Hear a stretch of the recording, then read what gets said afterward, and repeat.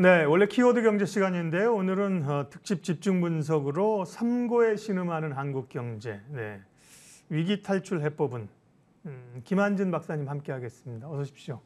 네, 이 안녕하세요. 거대한 타이틀이 붙었는데 어떡하실 겁니까?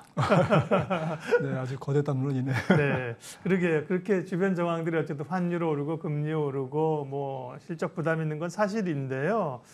자, 먼저 키워드 보겠습니다. 키워드를 중심으로 오늘도 풀어갈 텐데요. 금리 얘기를 안 할 수가 없고요. 금통위가 있었습니다. 일단 25bp 인상 전망 시장의 예측대로 금리를 올렸는데요. 네. 오늘 금통위 결정은 어떻게 보셨습니까? 네, 일단 뭐 4월, 5월, 7월 이번 달 8월까지 지금 사상 초유의 4회 연속 네.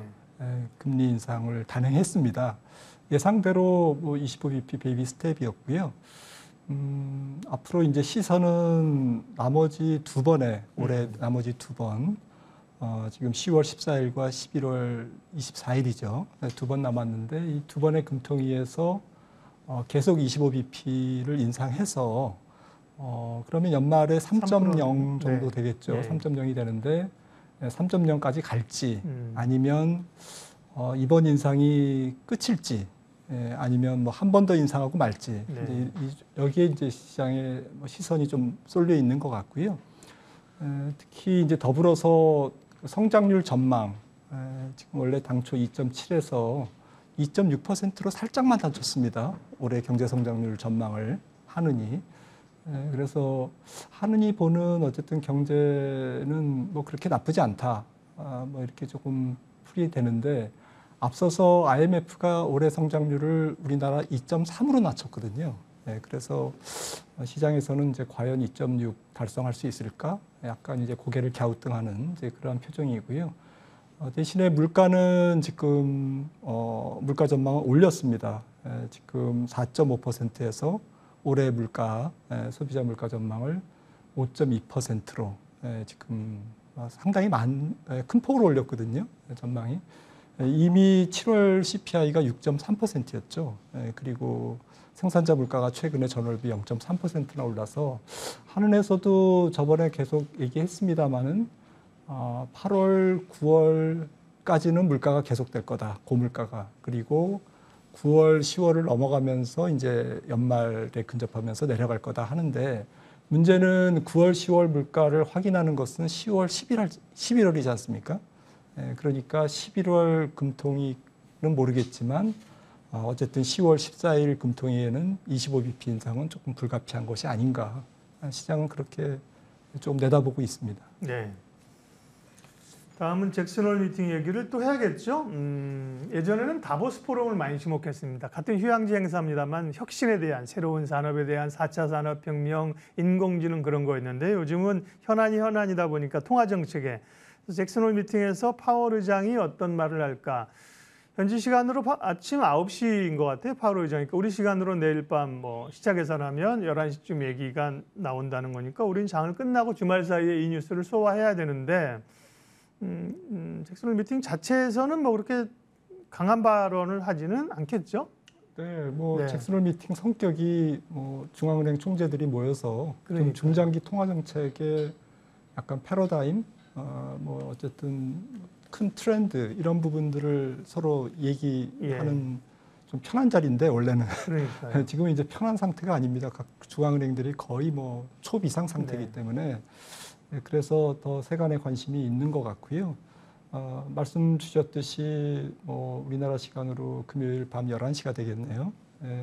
파월 의장이 그때쯤 이제 연설을 할 텐데 키워드는 뭐 두 가지로 예상이 됩니다. 하나는 인플레이션, 뭐 예상했던 대로 예상하는 대로 인플레이션. 또 한 가지는 좀 균형을 강조할 것 같아요. 그러니까 매파적 발언과 비둘기적 발언을 좀 동시에 같이 뭐 내놓을 것 같다. 그러니까 지난 7월 통화정책 회의에서 파월 의장이 연설한 것의 범주에서 크게 벗어나지는 않을 것 같은데 조금 상상력을 발휘하면 물가 상승이 조금 예사롭지 않고 굉장히 구조적이다. 장기화된다. 네, 장기화될 수 있다. 최근에 이제 그런 뭐 닐 캐시캐리 미니애폴리스 연준 총재라든지 뭐 이런 분들이 좀 그런 쪽으로 이렇게 뉘앙스를 굉장히 많이 풍기고 있거든요. 그래서 인플레이션이 시장 기대보다는 시장 예상보다는 내년까지도 좀 장기화될 가능성이 있다. 물론 이제 단기적으로는 물가가 이제 잡혀가기 때문에 금리 인상의 속도 조절은 필요하다. 그러니까 뭐 시장의 당금과 약간의 긴장을 이제 매와 비둘기를 이제 같이 풀어놓는 그런 균형에 이제 입각한 발언을 할 걸로 예상이 됩니다. 제롬 파월 의장의 사진도 봤는데 제롬 파월 의장도 늙었어요. 스트레스 많이 받아가지고 물론 이제 이연임을 하니까 그죠? 많이 받겠죠. 근데 처음에 그 변호사 출신이잖아요. 스마트했던데 이제 스트레스를 꽤 많이 받았습니다.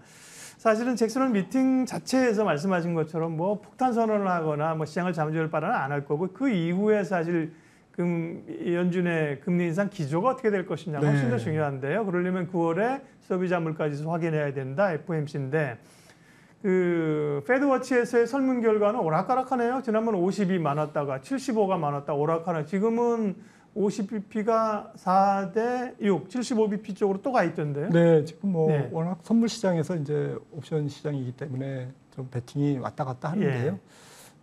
지금 뭐 연준 인사들의 발언에 따라서 그게 조금 이렇게 변동성이 있는 것 같습니다. 특히나 이제 최근에 그 연준 위원들이 굉장히 매파적인 발언을 거의 비둘기가 다 매가 돼가지고 뭐 매둘기라고 하는데 이제 뭐 매가 그 저기 뭐 어쨌든 날아다닙니다. 그러다 보니까 옵션 시장에서도 이제 조금 75bp에 살짝 베팅을 높게 하는 상황인데요. 무엇보다도 연준이 뭐 통화 정책의 기준으로 삼는 근원 PCE 물가가 4%를 하회해야 조금 연준이 조금 뭐 편안한 통화 정책을 좀 완화적인 통화 정책 기조로 기울지 않을까 시장에서는 그렇게 예상을 하는데 연준 인사들도 이제 그렇게 얘기하고 있고요. 근데 4%의 근원 PCE 물가를 올해는 달성할 수 없거든요. 연준 지난 6월에 통화 정책 회의 보고서에서도 올해 연말을 4.3%로 예상을 하고 있는데 제 생각에는 한 4.5% 밑으로 나오기는 좀 어렵다. 그렇다 보면 연준이 소위 연준의 통화정책의 어쨌든 전환, 패드 피봇이 나오는 시점은 빨라야 내년 6월 정도. 그러니까 시장 기대보다는 조금 늦춰질 가능성, 연준의 완화적인 통화정책 기조로의 전환이 조금 늦어질 가능성을 시장은 조금 긴장으로 지금 받아들이고 있는 것 같습니다. 네, 두 번째 이슈 다루겠습니다. 오늘 특집으로 키워드 경제 함께 하고 있는데요. 결국은 뭐 상당수의 원인 제공자는 사실 물가죠. 고물가 때문에 지금 금리 인상, 경기 침체 여기서 헤어나오지 못하는 건데요. 조금 전에 미국의 개인 소비 지출 PCE 물가 얘기를 잠깐 하셨는데 한 4%가 기준이 된다. 내일 그 미국이 개인 소비 지출 물가 발표하잖아요. 네, 예측 좀 해주세요. 예상 좀. 네, 지금 뭐 잭슨홀 미팅에서 파월 의장이 연설하기 직전에 이제 PCE 물가가 나오는데 지금 헤드라인 물가는 뭐 지난달이 6.8이었는데 지금 뭐 PCE보다 조금 늦게 나오는 거지 않습니까? 7월 물가니까요. 7월 수치니까 6.8에서 CPI보다 그 CPI보다는 늦게 나오는 건데 그래서 약간 철진한 데이터이긴 하지만 뭐 연준의 통화 긴축 어쨌든 기준이기 때문에 사람들이 관심을 갖는데요. 6.8에서 6.4, 전월 비율은 1.0에서 0%. 그러니까 상당히 이제 헤드라인은 되게 안정되는 것으로 지금 예상이 되고 있는데 문제는 근원입니다.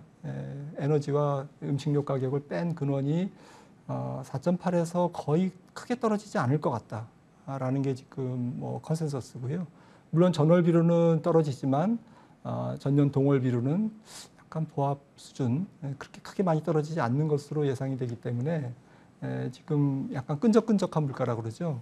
지금 여러 가지 임금 상승이라든지 또 주거비라든지 이런 부분들이 쉽게 떨어지지 않는 그런 상황이라면 뭐 마켓에는 주식시장에는 조금 중립적으로 이미 CPI가 발표됐기 때문에 조금 그렇게 큰 영향은 주지 않을 것 같습니다. 지난번에도 말씀하셨습니다만 매월 발표하는 질포지만 뭐 10일 전후에서 한 15일 전에 소비자 물가 지수가 먼저 발표되니까 그게 중요하고 PCE는 늦게 발표되니까요.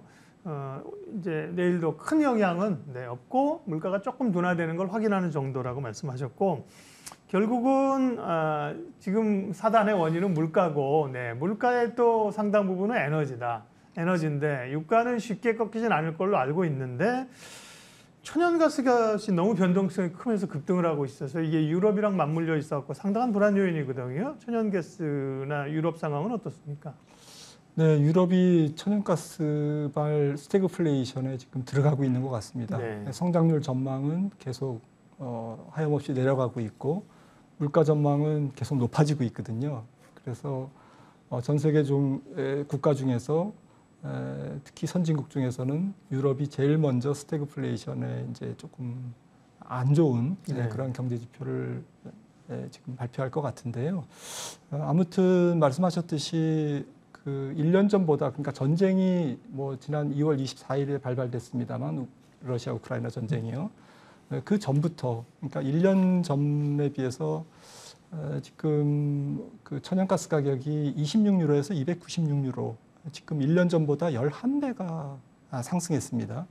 미국 천연가스 가격은 그렇게 상승 안 했는데 네. 유로존은 전쟁 이전부터 상당히 치솟더니 지금 3월부터는 더 이제 가파르게 상승하고 있고 다행히 다른 에너지 가격이 좀 곡물 가격이라든지 다른 원자재 가격이 조금 안정되는 건 다행입니다만 일단 뭐 유럽이 10월부터는 당장 난방을 많이 돌려야 된다는 거죠. 네. 그래서 지금 겨울철을 앞두고 유로존에서는 어쨌든 닥치는 대로 재고를 채워넣기 바쁘거든요. 그러다 보면 뭐 카타르라든지 중동 여러 국가에서 천연가스를 좀 사와야 되고 또 원유도 이제 조금 사와야 되고 뭐 심지어 이제 석탄도 수입해야 되고 또 미국에서 대서양을 건너서 액화시켜서 이제 LNG 선에 실어서 미국산 액화 천연가스를 또 수입해야 되고 이러다 보면 예. 돌고 돌아서 전 세계 에너지 쇼크가 이번 겨울을 지나면서 내년 초까지 전 세계적인 인플레이션 쇼크를 한 번 더 일으킬 가능성이 매우 높다. 그러니까 푸틴이 바로 이제 가스 밸브를 열지 않는 한 이거는 뭐 거의 좀 예정된 그러한 불행한 그러한 상황을 지금 우리가 앞두고 네. 있지 않나 이렇게 생각을 합니다. 다만 뭐 투자자들 입장에서는 에너지와 관련된 그런 또 변동성의 기회가 있기도 한 거죠. 예. 마지막 키워드 살펴보겠습니다. 또 중요한 게 우리가 삼중고라고 얘기하는 것 가운데가 지금 환율 상승 원화 약세 아니겠습니까? 천장을 뚫고 있는 환율 어디까지 오를까? 환율 얘기, 환율 전망해 주시고 우리가 이제 담론으로 시작했으니까 삼중고의 한국 경제 투자자는 어떻게 볼 것이냐 이것도 마무리를 해야 되니까요. 두 가지 질문으로 먼저 환율 상황 어떤지 조금 진정이 되는 건지요? 네, 조금 전에 말씀 나눴듯이 유로화 가치가 조금 더 하락할 여지가 있어 보입니다. 예. 에너지 쇼크 때문에. 네. 그래서 킹 달러가 조금 더 지속된다면 유로화가 0.95 정도, 그러니까 현재 0.996 살짝 1을 깼는데 네. 한 4%에서 5% 정도 유로화가 추가 절하된다면 원달러도 한 1,400원 정도를 터치할 가능성이 높고 엔화도 한 142엔 정도, 달러 인덱스는 지금 뭐 조금 더 이제 올라갈 가능성 이렇게 해서 생각한다면 전체적으로 환율 시장은 이번 겨울에 한번 마지막 조금 텐트럼 네. 고비를 좀 넘겨야 되지 않을까 이렇게 생각을 합니다. 쉽게 꺾기는 좀 어려운 상황이고요. 우리 경제는 항상 대외 의존도가 높기 때문에 에너지 가격이라든지 금융시장 변동을 몸으로 고스란히 받을 수밖에 없는 환경이고요. 그 가운데 우리 투자자들이 있는 겁니다. 그래서 경제 것이 전반에 가는 건 정책적인 문제이고요. 최근의 상황들을 또 어떻게 투자자들은 보면서 좀 돌파구 내지는 투자의 기회를 찾으면 될까요? 네, 저는 좀 뭐 약간은 부정적인 이슈가 단기적으로는 뭐 우리나라 시장에 엄습하고 있지만 네. 외국인들이 뭐 원화 가치가 좀 더 하락할 가능성을 뭐 앞두고 적극적으로 매수를 하거나 이러기는 어렵겠죠. 좀 기계적인 매도가 나올 수도 있고 하지만 지금 신흥국 전반이 안 좋기 때문에 한국 시장이 이미 주식 보유 비중이 29.5%까지 떨어졌지 않습니까? 그러니까 도망갈 데가 없습니다. 네. 외국인들이. 그래서 다른 선택지가 없기 때문에 실질적으로 외국인들이 환율이 1,400원 간다고 계속 팔아제낀다라고는 생각하지 않고요. 그러니까 일시적으로는 뭐 기계적인 매도가 나올 수 있지만 지속적인 매도는 없을 거다. 특히 달러 표시로 계산한 산출한 한국 주가, 특히 블루칩의 주가는 굉장히 싸거든요. 네. 반도체라든지 2차 전지 쪽은 가격 매력이 있기 때문에 외국인들이 그렇게 크게 팔지 않는다라는 어쨌든 예상을 해볼 수가 있고요. 그렇다면 시가총액이 큰 종목들의 어쨌든 외국인 매도 부담이 그렇게 크진 않을 것이다 이렇게 생각을 하고 있고요. 예. 우리나라 장기적인 관점에서는 조금 소재, 부품, 장비, 소프트웨어, 신재생, 바이오 이렇게 차세대 먹거리를 지금 강력하게 산업 정책으로 밀고 갈 필요성이 있다라는 것이죠. 그래서 이번 좀 삼고의 어쨌든 위중한 상황을 좀 반대로 기회로 조금 만들 수 있는 그런 정책적인 조금 엣지 있는 정책이 좀 많이 나왔으면 좋겠습니다. 김한진 박사님이 저희 시간에 오셔서 명언을 최근에 투척하고 계십니다. 고유가는 고유가로 잡는다 지난번에 이렇게 말씀하셨고요. 오늘은 외국인들도 한국에서 주식 팔아서 도망갈 데가 없다. 예. 외국인들 왜 사지 최근에? 그런 데에 대한 고민에 대한 답을 주셨네요. 키워드 경제 오늘은 특집으로 삼중고에 신음하는 한국 경제 상황 진단했습니다. 김한진 박사님 함께했습니다. 고맙습니다.